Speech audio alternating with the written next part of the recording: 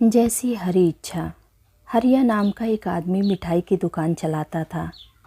वह अपने हाथ से ही सारी मिठाइयाँ, दही और पनीर बनाता था। जब भी वह कोई काम करता तो यही बोलता, हरी इच्छा। जब भी कोई ग्राहक उससे सौदा लेने आता तो वह सौदा देते और तौलते समय बस यही कहता, हरी इच्छा। वह कभी भी किसी को किसी चीज़ का दाम नहीं बताता। बस जो कोई जितना पैसा देता, हरी इच्छा कहते कहते ले लेता। उसकी बनाई मिठाइयाँ, दही और दूध बहुत मशहूर थी। लोगों से कम दाम लेकर और ज़्यादा सामान देकर भी उसका गल्ला पैसों से भरा रहता था। उस पर हरी की खूब कृपा थी।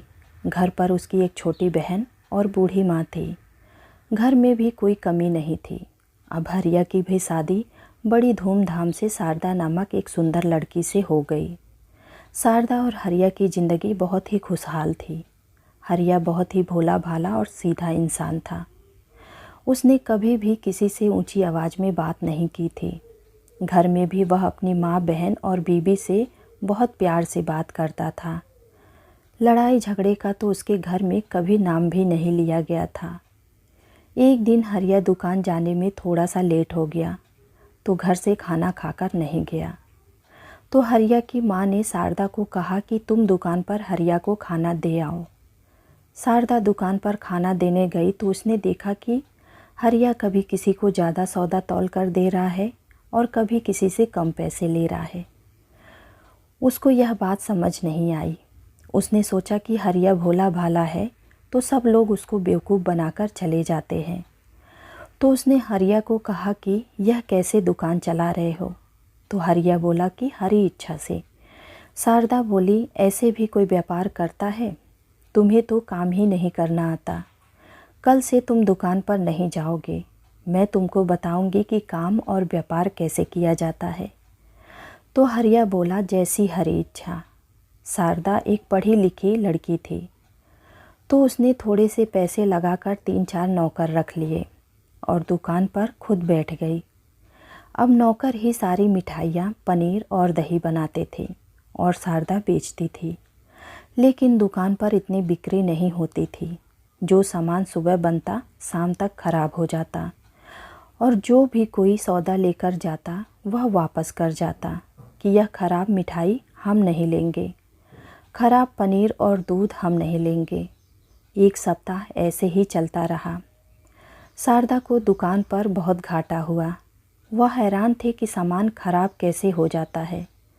नौकर भी उसकी नौकरी छोड़कर भाग गए। तो शारदा शर्मिंदा सी होती हुई हरिया के पास गई और बोली, तुम कैसे इतना अच्छा सामान बना लेते थे और कैसे तुम्हारी बिक्री हो जाती थी? मैं तो दुकान पर बैठी हूँ तो सारा सामान ही खराब हो जाता है। तो हरिया बोला, यह सब हरी इच्छा से है। चलो तुम दुकान पर मेरे साथ चलो, मैं तुम्हें सब बताता हूँ। पहले तुम अपने मन से अहंकार की पट्टी खोलो और मेरी आँखों से देखो, यानी कि हरी इच्छा से देखो। जब वह दुकान पर जाता है और मिठाइयाँ बनाता है तो शारदा देखती है कि जब वह मिठाइयाँ बना रहा है तो उसके हाथ के नीचे 2 हाथ और हैं। जब वह कोई सौदा तौलता है तो तौलते तौलते उसके हाथों के नीचे 2 हाथ और होते हैं। जब वह किसी से सौदे के पैसे लेता है तो पैसे लेते समय हरिया के हाथ के नीचे 2 हाथ और होते हैं। शारदा एकदम से हैरान होकर चक्कर खाकर गिरते गिरते बचती है और हरिया से पूछती है कि यह कैसी माया है, यह 2 हाथ तुम्हारे हाथ के नीचे किसके हैं? तो हरिया बोला, जब मैं छोटा था तो मेरी माँ ने मेरा नाम हरिया रखा था। इसका मतलब हरिया, हरि आओ। और जब से हरि मेरे पास आए हैं तब से वह गए ही नहीं। यह 2 हाथ उसी हरि के हैं।